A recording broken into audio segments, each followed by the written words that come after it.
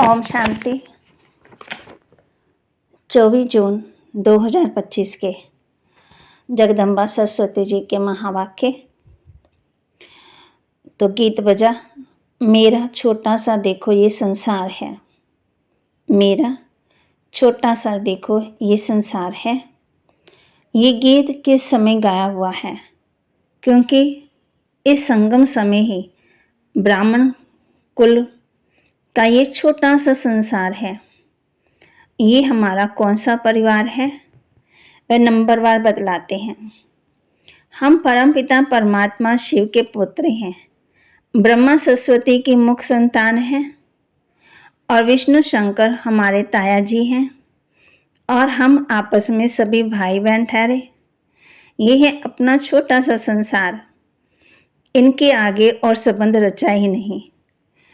इसी समय का इतना ही संबंध कहेंगे।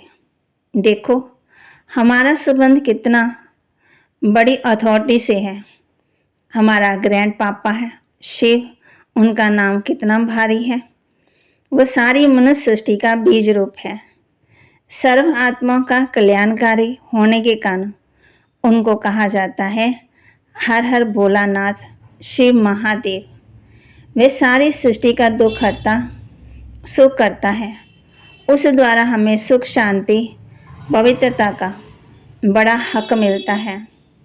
शांति में फिर कोई कर्म बंधन का हिसाबता नहीं रहता, परंतु ये दोनों वस्तु पवित्रता के आधार पर रखते हैं। जब तक पिता के परवरिश का पूरा वर्षा ले, पिता से सर्टिफिकेट नहीं मिला, तब तक वो वर्षा नहीं मिल सकता। देखो ब्रह्मा के ऊपर कितना बड़ा काम है। मलेश 5 विकारों में मैली अपवित्र आत्मा को गोल गोल बनाते हैं। जिस अलौकिक कार्य का हजूरा फिर सज्जू का पहला नंबर श्री कृष्ण पद मिलता है। अब देखो उस पिता के साथ तुम्हारा कैसा संबंध है, तो कितना बेफिक्र और खुश होना चाहिए। अब हर एक अपने दिल से पूछे, हम उनके पूर्ण रीति हो चुके हैं, बन चुके हैं? तो सोचना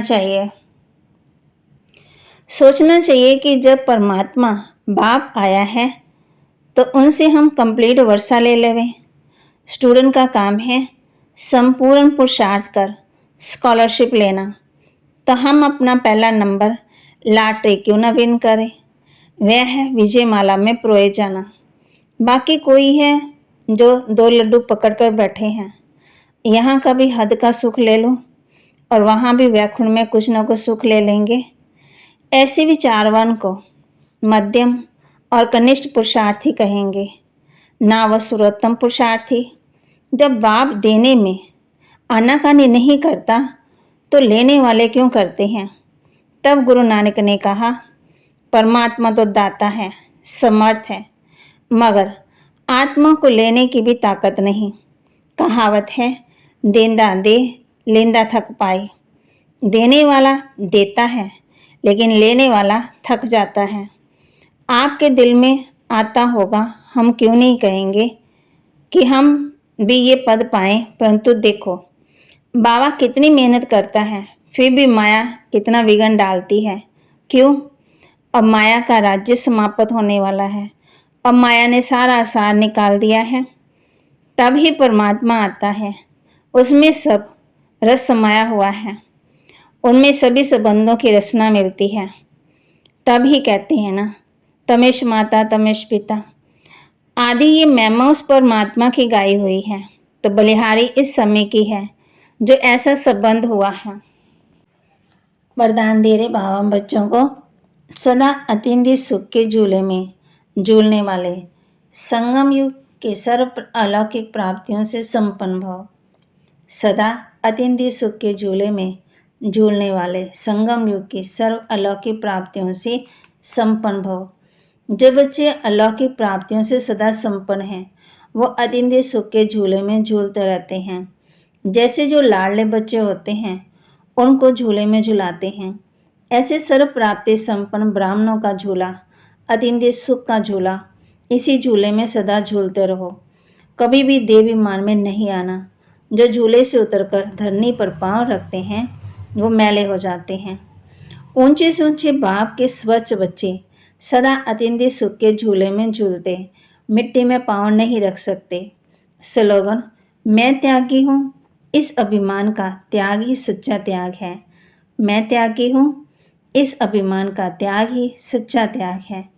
अव्यक्त इशारे, जो स्वयं को अकाल मूर्त आत्मा समझेंगे तब अकाले मृत्यु से, अकाल से, सर्व समस्याओं से बच सकेंगे। मानसिक चिंताएं, मानसिक परिस्थितियों को हटाने का एक ही साधन है, अपने इस पुराने शरीर का भान को मिटाना। देवाभिमान को मिटाने से सर्व परिस्थितियाँ मिट जाएंगी। भागवत परिस्थितियों को जीतना है, हटाना है, तो क्या करना है? देवाभिमान को हटाना है। तो बाकी महावाक्य को लाइक करें, शेयर करें, सब्सक्राइब करें और अपने जीवन में धारण करें। ओम शांति।